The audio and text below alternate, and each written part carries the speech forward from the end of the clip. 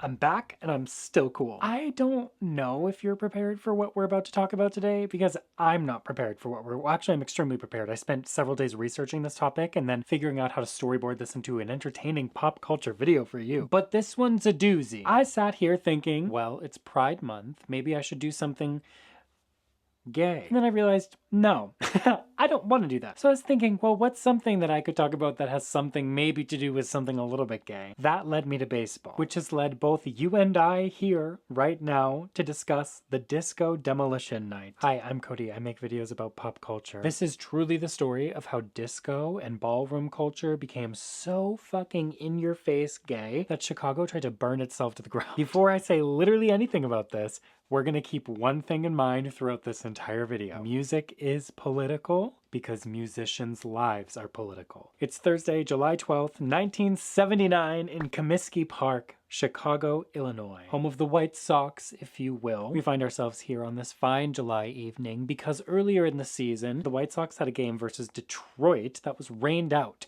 and unknowingly, the White Sox rescheduled this game at the same night that a promotional event for the local radio station was being held. Also, during this time, the White Sox were doing this fun little thing where they weren't playing baseball very well compared to their normal behavior of not playing baseball very well. So the White Sox administration was really encouraged to fill these seats. We want to sell these tickets, we want to play some ball, we want to have a good old American time. So when they realized that they had rescheduled this game at the same night as this promotional event, they had two options. One, reschedule the game again, or two, go forward with the game, make it a whole night. And that's exactly what they did. The White Sox officials scheduled the game to be a twilight doubleheader.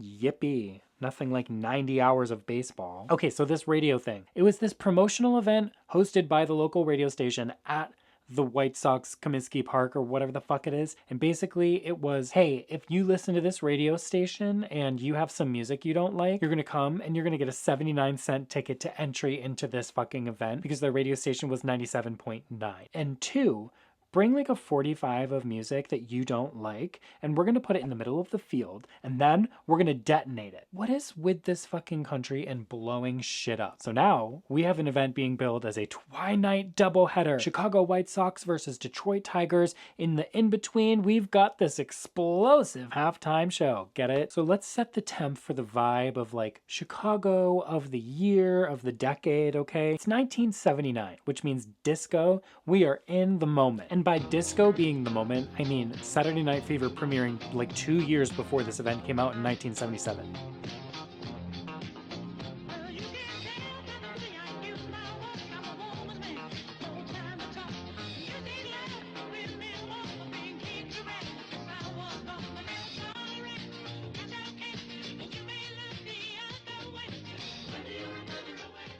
Somebody told me I was good in my life.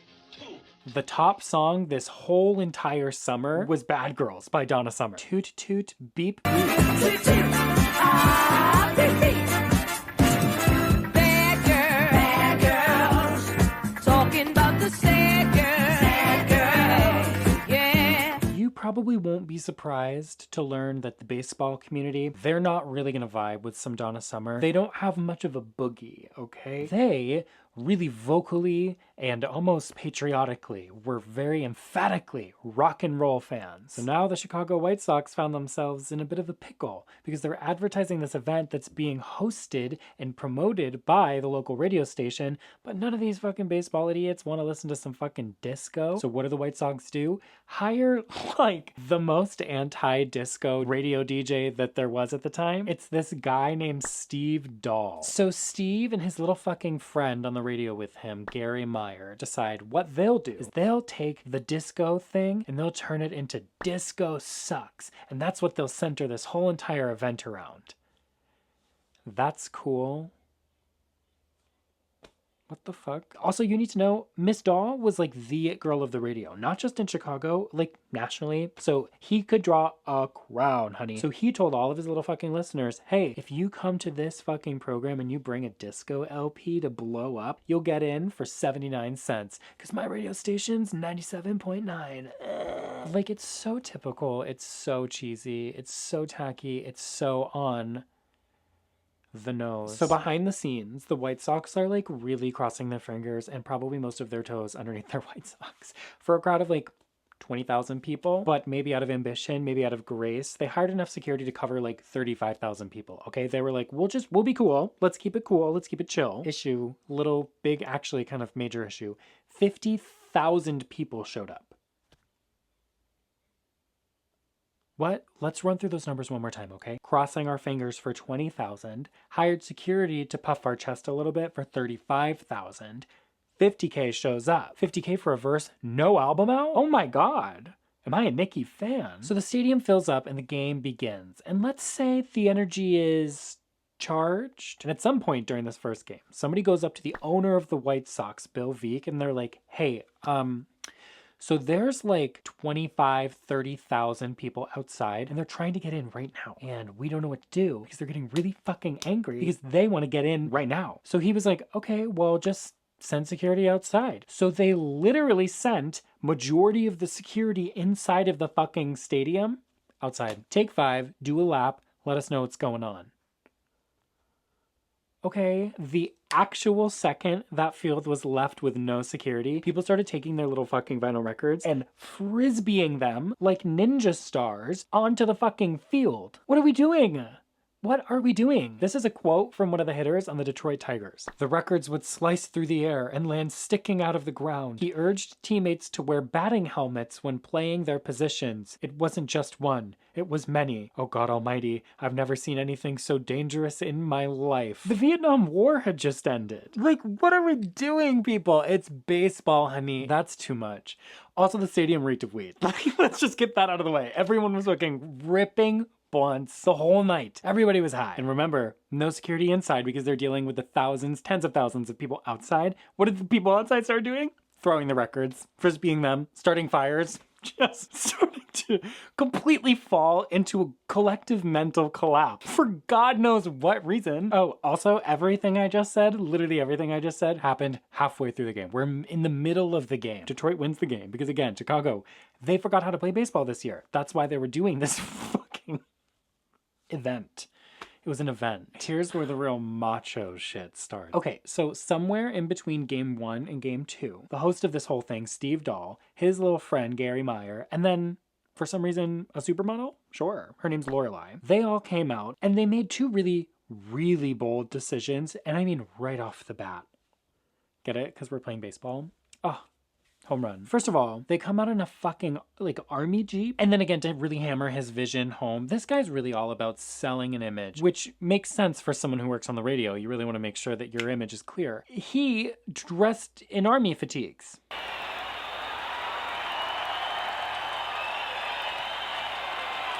My name is Gary Meyer. Will you please welcome the Supreme Commander, Steve Dahl?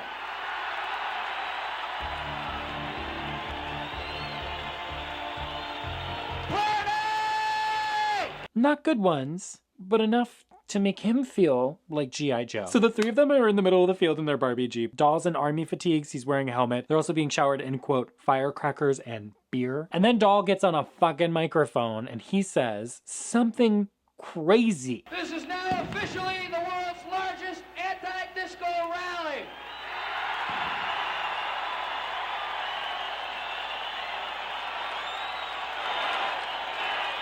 And you're the insane coho lips. And we love you. This is going to be all over the newspapers, all over the television, all over radio, all over the city, all over the country. And everybody's going to know that us rock and rollers here in Chicago think disco sucks.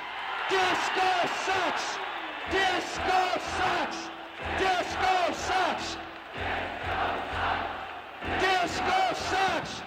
Disco sucks! Disco sucks! Disco sucks! Disco sucks!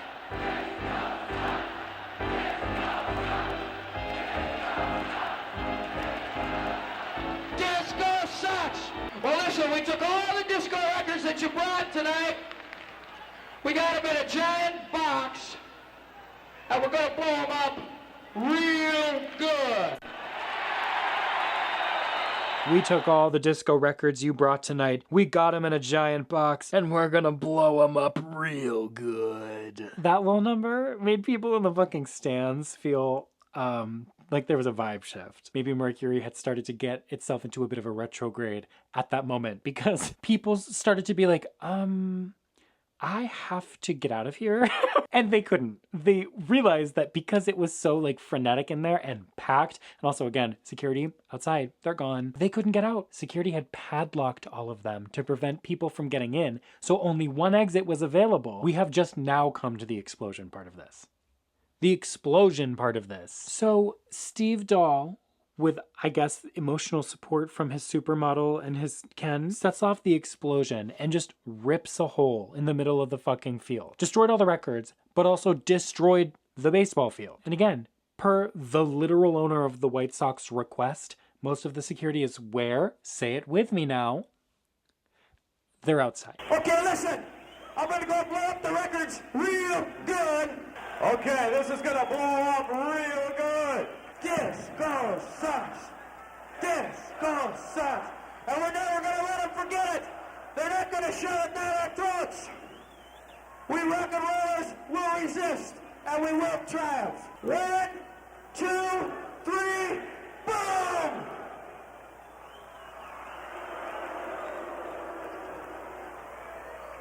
Here they go!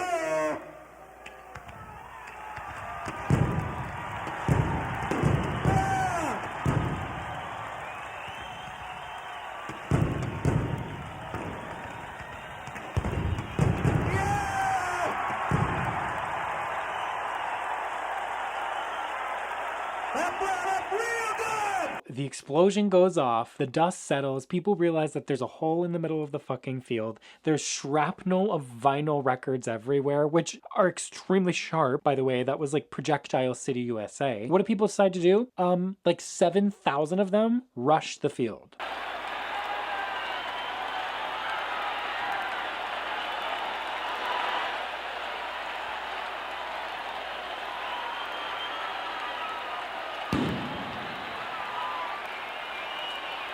Jimmy Pearsall back in the ballpark, and I'm sure glad, and I hope they don't let you people see what's going on here at Comiskey Park.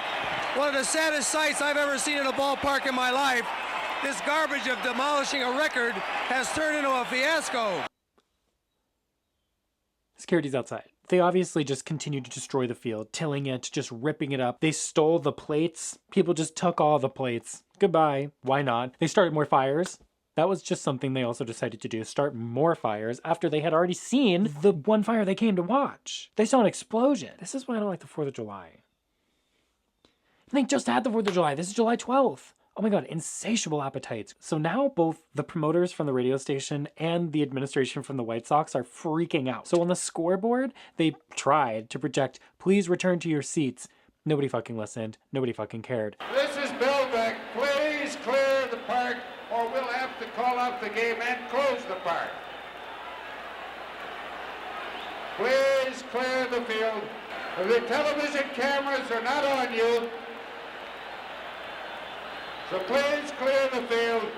Please get off the field so we can start the second game. Please clear the field so we can start the ball game. Can you hear me out there? Okay, to make it an absolutely perfect evening, what say we all regain our seats? Back to your seats! Back to your seats! Back to your seats! Back to your seats! Back to your seats! So what did they do? They had the SWAT team come in. Nope. They had paratroopers dive down from helicopters to stop the chaos. Nope. They played Take Me Out to the Ball Game really loudly. Hey, we love you, but let's go! Everybody go back to your seats! Come on! Hey! We don't want to have Luke responsible for forfeiting a game! Back to your seats now, let's go! Make me up with the crowd. Buy me some peanuts and Cracker Jack. I don't care if I ever get back on Millwood. Root for the White. Come on now! Back to your seats! for it's Everybody! 2, 3 strikes, you're out at the old ball game. Okay, now let's start. Back to your seats, let's start the game. Let's clear the field and start the game. That's it. That was their move. That was their plan B, by the way. And they really couldn't have cared less because people were, I'm not kidding, dancing in circles around the burning shards of vinyl. Let's go to our seats. How did this go from like teeny bop promotional event to sacrificial destruction? So by 9 o'clock, police in riot gear finally show up and they arrest 39 people. Now the police are out on the field.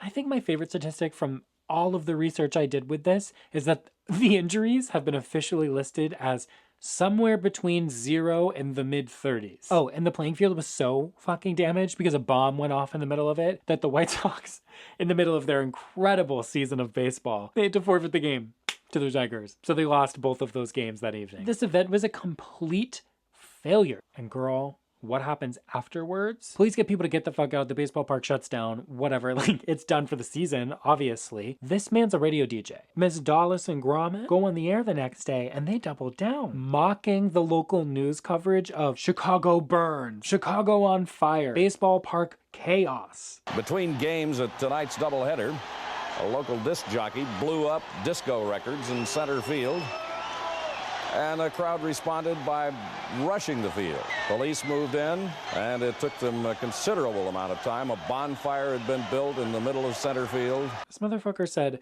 I think for the most part, everything was wonderful. And the man never gave the jig up. He doubled down forever. That's 1979. In 2014, he did an interview with some business magazine in Chicago and still doubled down, stood firmly behind the chaos he erupted in the middle of Comiskey Park. He said he saw the event as a romp, not of major cultural significance. You detonated a bomb in the middle of Chicago because you don't like disco? Obviously, a lot of think pieces came out of this event and a lot of people really analyzed what was going on there because it was clear this had nothing to do with disco. This had nothing to do with the sounds and the aesthetics and the vibes and the textures of disco music, but more so who was making disco, who was listening to disco, who was perpetuating the culture surrounding disco, and that was gay people and black people, brown people. David Marsh of Rolling Stone said, white males 18 to 34 are the most likely to see disco as the product of homosexuals, blacks, and Latins, and therefore they're most likely to respond to appeals to wipe out such threats to their security.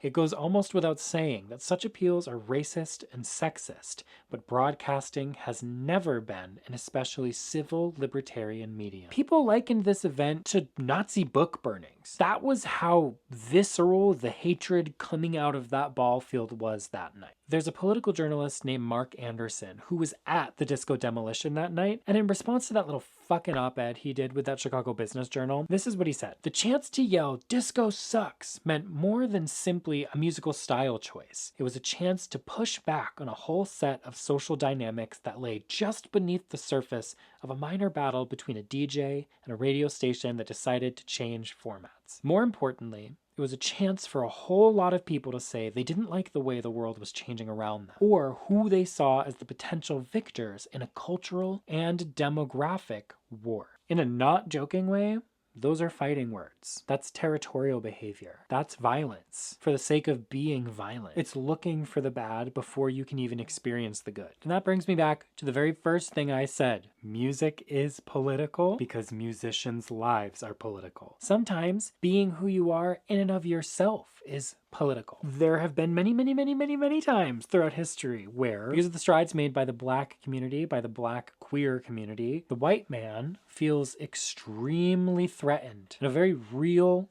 visceral, palpable, and lasting way. And when I say lasting, I don't mean people do crazy things like burn vinyl records. I mean people do crazy things like change laws, spend hundreds of millions of dollars to make it so you can't access the same things I'm able to access. You can't build generational wealth. you can't become a pop star. It's not the image we're looking for. When you look back at music history and you look at the music industry in the contemporary sense that we have it today, you're going to find time and time again, the major successes always start with Black people. The writers, the producers, the musicians, the marketing, the visuals, the tours, the foundations of all of those were stolen from the creative minds of Black people. Up until relatively recently, I mean, in the last 40 or 50 years, songwriting credits were not a guarantee. You could write a hit song and nobody would ever know your name, and you could die hungry and cold. And people did. Black people did. So when we look at something that is kind of silly and we think about this disco demolition and disco sucks and we're gonna burn them real good, there's an irony to pushing back and showing how strong you are to something that is not trying to harm you.